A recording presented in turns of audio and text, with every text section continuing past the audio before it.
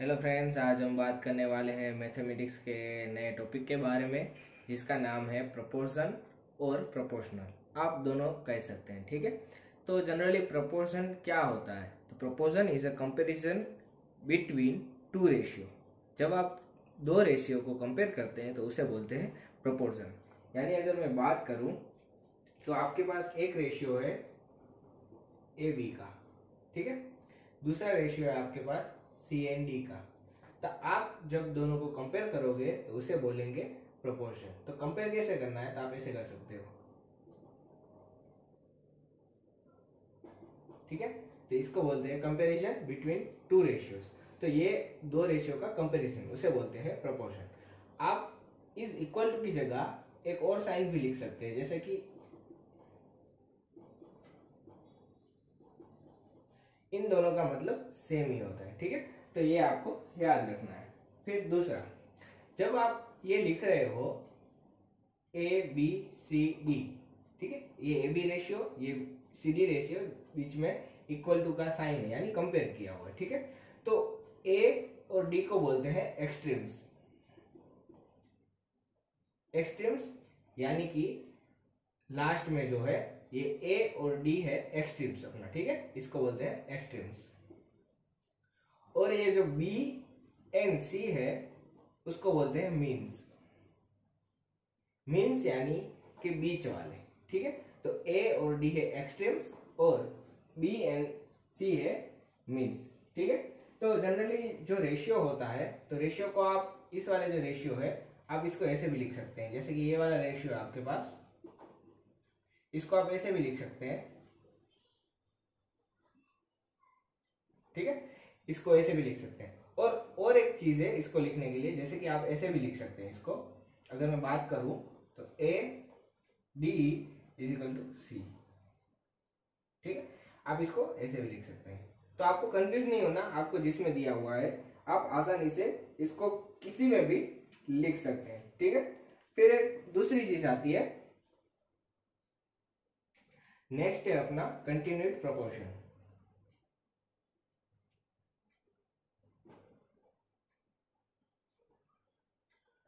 जैसे हमने रेशियो में देखा था, कंटिन्यूड रेशियो कैसे होता है? तो ए बी सी डी, ऐसे जो दो टर्म से ज्यादा टर्म होती है वो चलती जाती है, उसको बोलते हैं कंटिन्यूड रेशियो।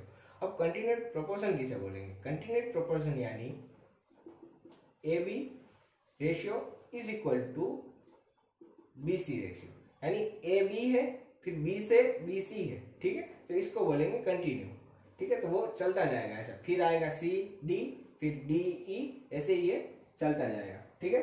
फिर अगर इसको भी लिखना हो तो हम ऐसे लिख सकते हैं इसको,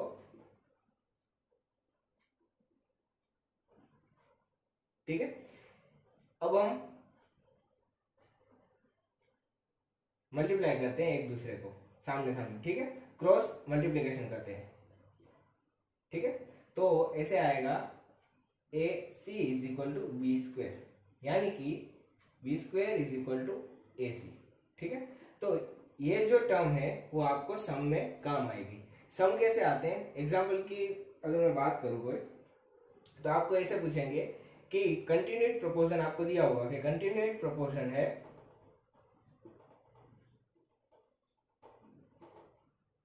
ऑफ, आपको ऐसे दिया हुआ होगा 4 8 एंड क्वेश्चन मार्क, यानी कि आपको ये फाइंड आउट करना पड़ेगा, ठीक है। तो आप कैसे फाइंड आउट करोगे? तो आपको ये दी है ए टर्म, आपको ये दी है बी टर्म और आपको सी टर्म फाइंड आउट करनी है, यानी कि आपको ये इक्वेशन कंटिन्यूड बोला है तो कंटिन्यूड यानी आपका ये इक्वेशन आएगा।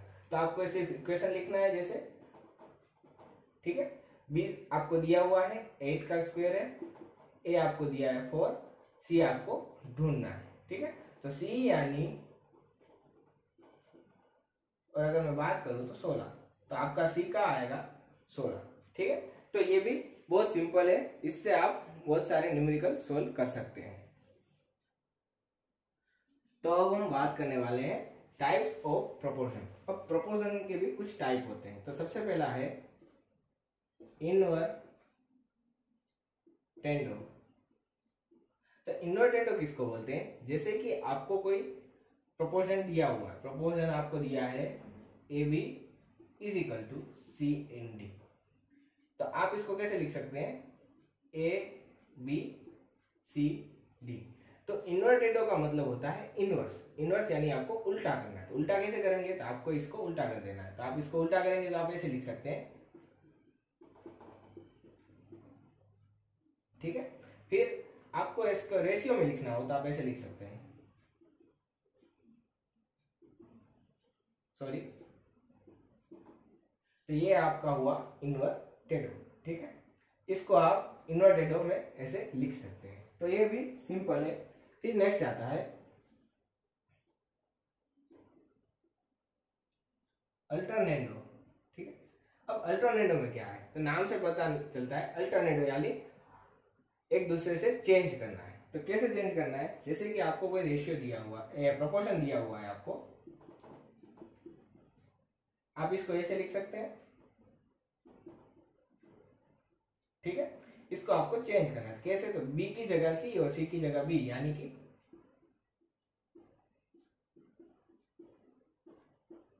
ठीक है। इसको रेशियो में लिखना है। तो ये आपका हुआ अल्टरनेटो, ठीक है। तीसरा है अपना कंपोनेंडो। अब कंपोनेंडो में क्या है, जैसे कि आपको कोई दिया है प्रोपोर्शन, ठीक है, ऐसा कोई आपको प्रोपोर्शन दिया है, इसको आप ऐसे लिख सकते हैं, ठीक है। अब कंपोनेंडो का मतलब है कि जो ये डिनोमिनेटर वाली टर्म है, ये छेद वाली, उसको आपको यहाँ पे ऐड करना है, ठीक है। तो ऐड करना है, तो ऐसे आप ऐड कर सकते हैं, दोनों साइड आपको ऐसे ऐड कर देना है, ठीक है। तो बस इसको आप लिख सकते हैं ऐसे,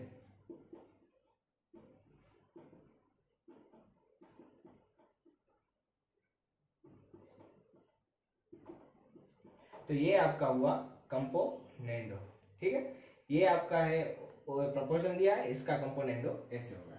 फिर बाद में आता है डिवाइडेंडो।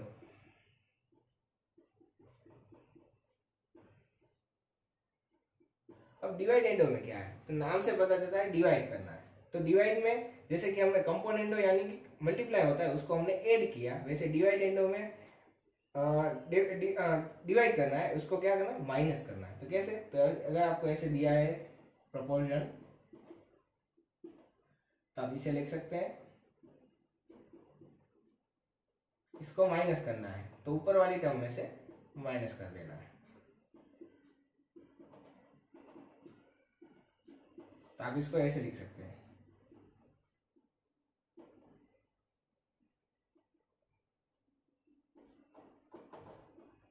ठीक है। तो ये आपका हुआ डिवाइडेंडो, ठीक है। इसमें अपना लास्ट है फिफ्थ वाला कंपोनेंडो एंड डिवाइडेंडो, ठीक है। ये अपना लास्ट वाला है। तो इसको कैसे करना है, जैसे कि आपको कोई रेशियो दिया है, सॉरी प्रोपोर्शन दिया है, आपको ये प्रोपोर्शन दिया है, तो कंपोनेंडो यानी ऐड करना और डिवाइडेंडो यानी माइनस करना। तो आप इसको ऐसे लिख सकते हैं, तो आपको ऐड करना है और माइनस भी करना है। तो ऐड कहाँ करेंगे, ऊपर आपको ऐड करना है, नीचे आपको माइनस करना है। तो आप ऐसे लिखना है,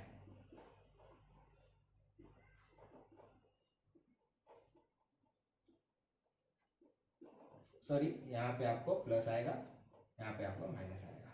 तो ए प्लस बी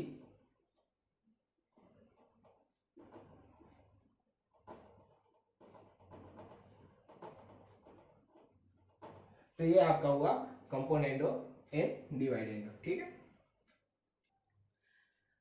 आपको इसमें प्रपोजन में थोड़ा याद रखना पड़ेगा। अब प्रपोजन में क्या याद रखना है, जैसे कि आपको एक दिया है रेशियो एक्स वाई, और आपको यहाँ पे इसकी वैल्यू दी है ए बी, ठीक है।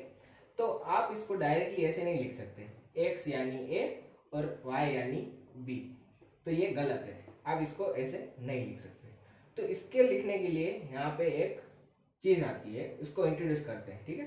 तो जैसे कि एक्स और वाई आप ऐसे लिख सकते हैं, यहाँ आप ए बी लिख सकते हैं, ठीक है। ऐसे आपको नहीं लिखना है, ये आप मिटा देते हैं, ठीक है। आप ऐसे इसको लिख सकते हैं। फिर आपको क्या करना है, एक्स बाय ए कर देना है, वाई बाय बी कर देना है। ठीक है, ये याद रखना है। और इसका एक न्यू आता है, उसको बोलते हैं के।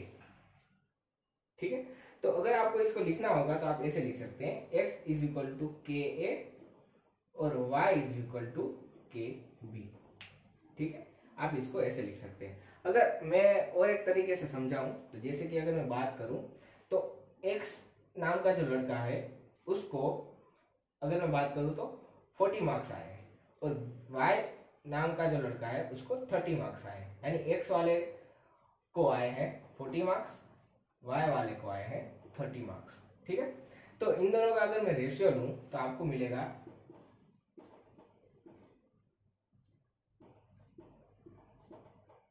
आपको मिलेगा 4/3। यानी कि अगर मैं बात करूं तो x y is equal to 4/3।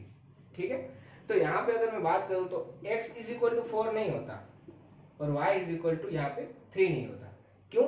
क्योंकि x को तो 40 मार्क्स मिले थे, तो यहाँ पे तो 4 लिखे हैं, तो ये नहीं होता। तो आपको क्या करना पड़ेगा, इसके लिए आपको यहाँ पे k इंट्रोड्यूस करना पड़ेगा। अब k क्या है, तो हम इसको ऐसे लिख सकते हैं। तो अगर आपने इसको ऐसे लिखा, हम दूसरी तरीके से लिखे इसको, जैसे कि अगर मैं बात करूं तो x और y is equal to 4 multiply by 10, इसको लिखें 14, और 3 मल्टीप्लाई बाय 10। ठीक है, तो यहाँ पे अगर मैं बात करूं तो k की वैल्यू क्या है, तो अगर मैं बात करूं x by Y is equal to 4/3, तो 4k बाय 3k।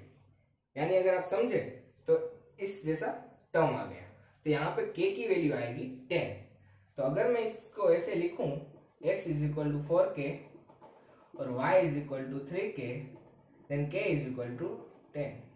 ठीक, तो ही आपका सम करेक्ट होगा। ठीक है, तो आपको याद रखना पड़ेगा कि अगर आपको कुछ ऐसा दिया हुआ है तो आपको इसको ऐसे चेंज करके करना पड़ेगा। आप डायरेक्टली इसको ऐसे नहीं लिख सकते, x इक्वल टू a और y is equal to b। ठीक है, तो ये याद रखिएगा।